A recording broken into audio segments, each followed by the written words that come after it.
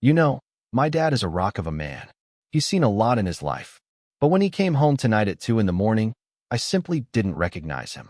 As soon as he stepped over the threshold, I froze. He didn't have a drop of color in his face, pale as a sheet.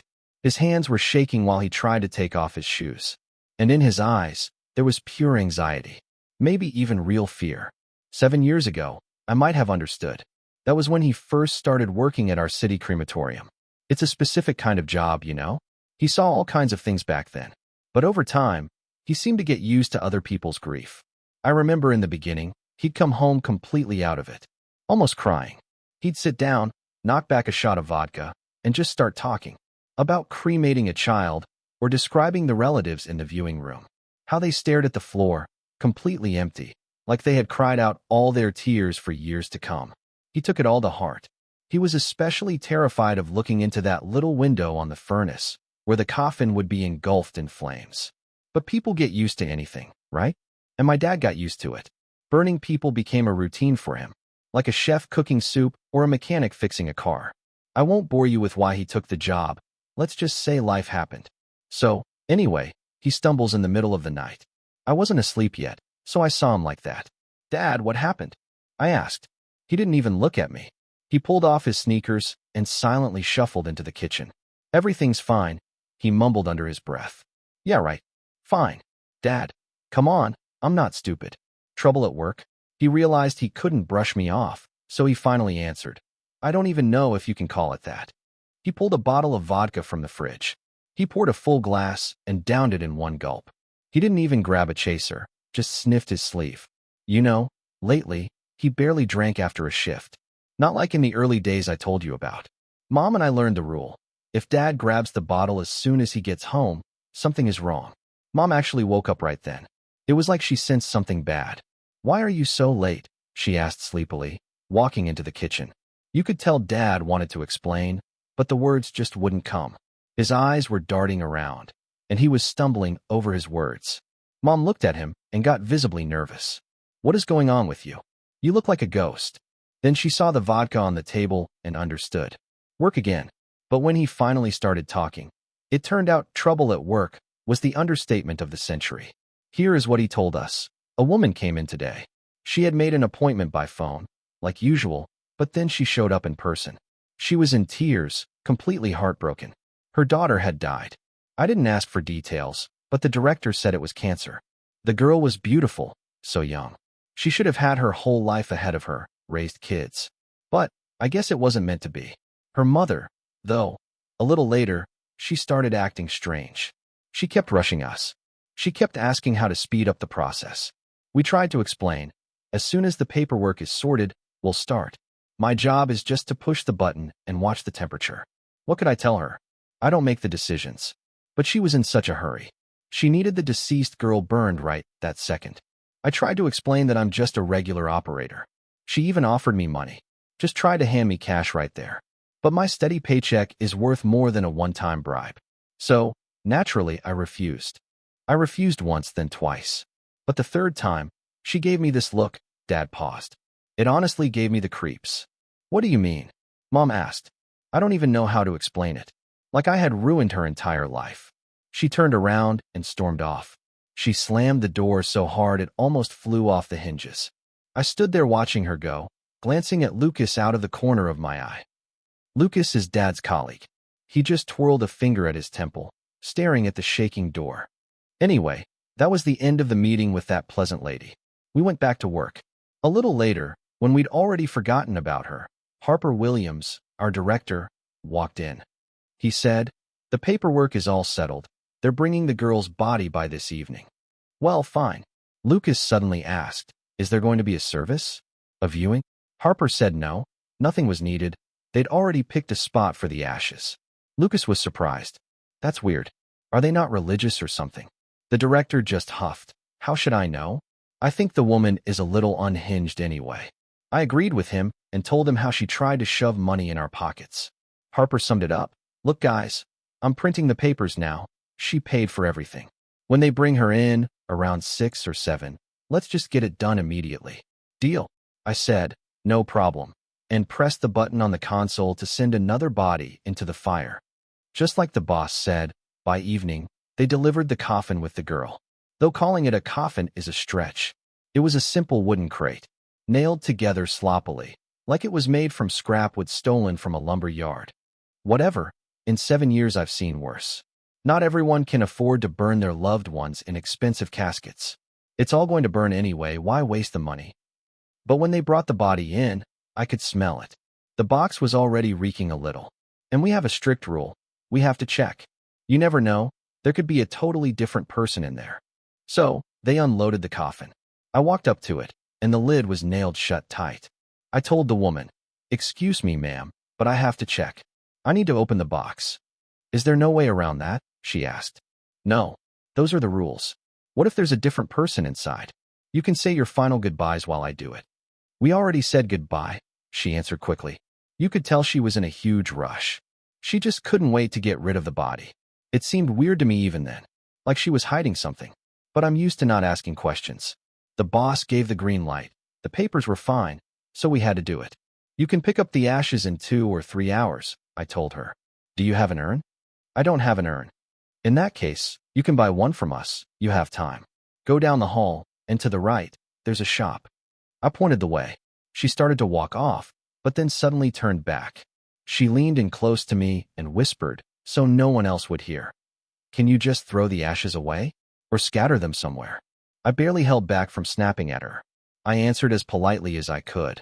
"I'm sorry, but I cannot do that." Inside, I was boiling. "Your daughter just died, lady. You didn't even buy a decent coffin, didn't say goodbye, didn't pray, and now you want to throw her ashes in the trash?" I usually don't meddle in other people's business, but this just felt wrong. Still, the customer is always right, so we had to do it. The mother sniffled and headed toward the shop. Lucas and I dragged the coffin to the furnace. We barely found a crowbar to pry the thing open. We started pulling the nails out one by one, and the more the lid opened, the stronger the smell of rot became. Lucas hissed, "Is she rotting in there already?" "Judging by the smell, yeah," I said. Finally, we got the last nail out and opened it. A young girl was lying there. I checked the photo. It was definitely her.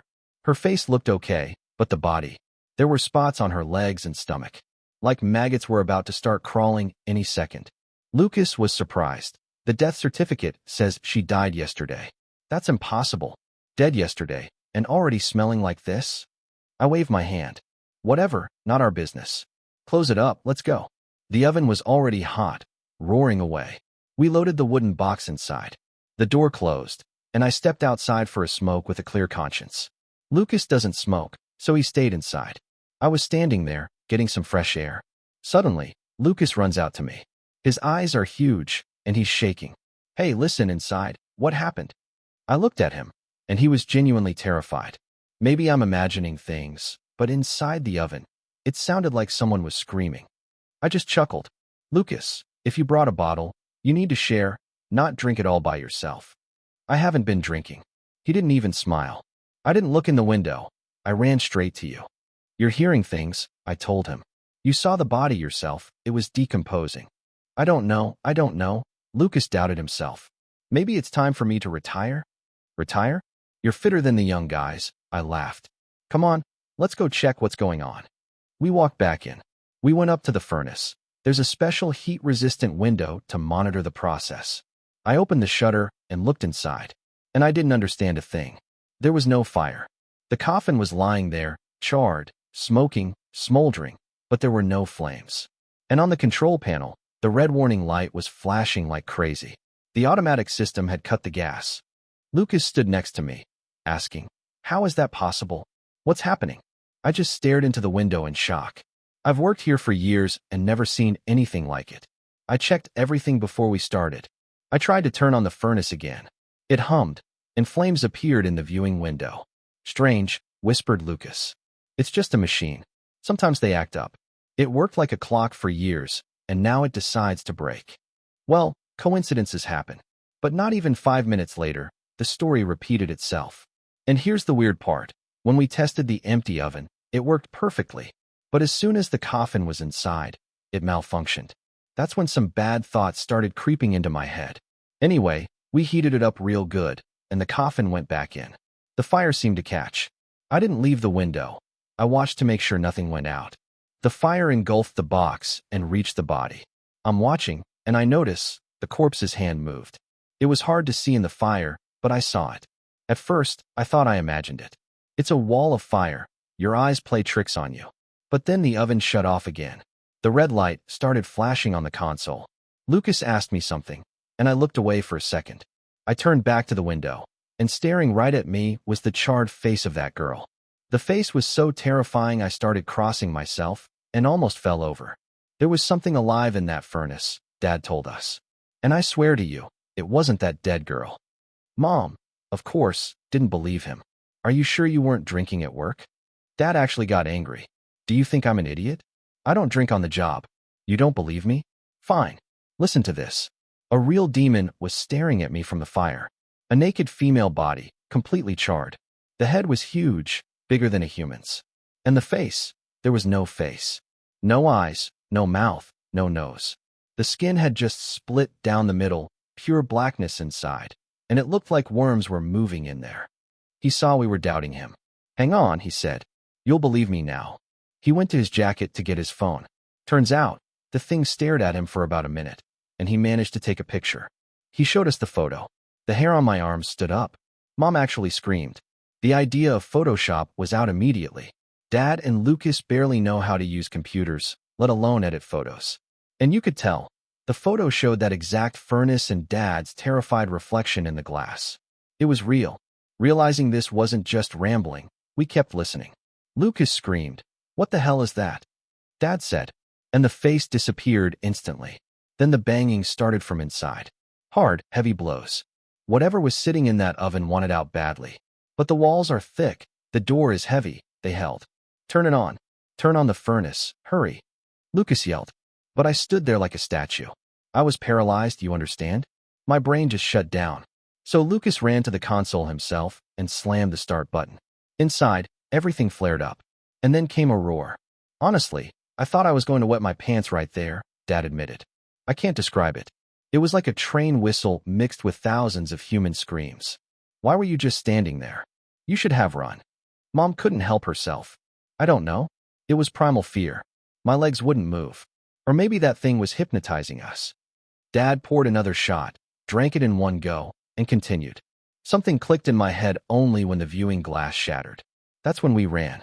There was no one else in the crematorium. Everyone had gone home. We burst out of the room, ran down the hall, and the devil made me look back. That thing was already peeking out of the machine room doors. You mean it squeezed through that tiny window? I asked. I have no clue how, but it was coming after us. We ran to the main exit, locked. We ran to the back door, same story. Lucas was hysterical, running back and forth. I wasn't much better. I screamed at him. Where are the keys? Who locked the doors?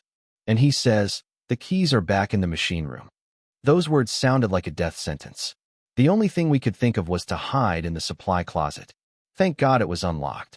We sat in the dark, barricaded the door with whatever we could find. Dad continued. And then I heard it. Walking down the hall. Heavy, shuffling steps. It walked past the closet, and we breathed a sigh of relief. But, as it turned out, too soon. I cracked the door open, looked out. The coast was clear. But the moment we stepped out, that horrible, split head peeked around the corner. We bolted for the windows. Nobody was thinking about the keys in the machine room anymore. We threw the window open and jumped out. Don't even ask why we didn't do that immediately. Like I said, my brain completely shut off. While we were jumping, Lucas managed to twist his ankle. He fell, screaming in pain. I couldn't leave him. I hauled the big guy up and dragged him. And that creature was standing at the window, just staring at us. About 20 seconds later, I looked back. The window was empty. When we got to the road, saw cars and people, we finally calmed down a little. I took Lucas to the hospital, called a taxi, and came here. That is terrifying, Mom whispered, covering her mouth with her hand. But I hadn't taken my eyes off Dad the whole time. He was acting weird, to put it mildly. He kept looking around, his eyes darting, like he was searching for someone in the corners. Mom didn't seem to notice. She was too wrapped up in the story. But I saw everything. And I heard something else, too. In their bedroom, an icon fell off the shelf. The windows were closed. There was no draft. It was strange. But then something worse happened. Dad finished the vodka, and went to take a shower. Like a typical guy, he dumped his clothes in a pile in the hallway. I walked past the pile and saw something moving. I looked closer. Worms. White, corpse worms. 5 of them, at least. I wanted to call Mom, but she was already asleep. I decided not to wake her, thinking we'd talk in the morning with a clear head. If only I had known what would happen in the morning, or rather, today. I went to my room and lay down. I couldn't sleep for a long time. That photo wouldn't leave my head. But toward morning, exhaustion took over, and I passed out. I wasn't woken up by an alarm or by Mom. I was woken up by the terrible smell of smoke. I jumped out of bed, smoke everywhere, flames in the hallway. I covered my face with a t-shirt and ran out of my room. My parents' bedroom was completely engulfed in fire. Mom was already lying there, lifeless, burned. But Dad was nowhere to be seen. His clothes were gone, his documents, his phone. He had vanished into thin air. I ran outside and called the fire department. They came quickly and put it out. But they couldn't save Mom. I survived by a miracle, but I lost my home. Luckily, a friend took me in for a while. We buried Mom the next day, in the same cemetery where Dad worked. Where he is now, I don't know. But I have a guess why that woman was in such a rush to burn her daughter. There was something evil living inside that girl. And when her body turned to ash, the thing got out and took my parents. Or maybe it's walking around somewhere nearby, wearing my father's body, just waiting for the right moment to do something terrible.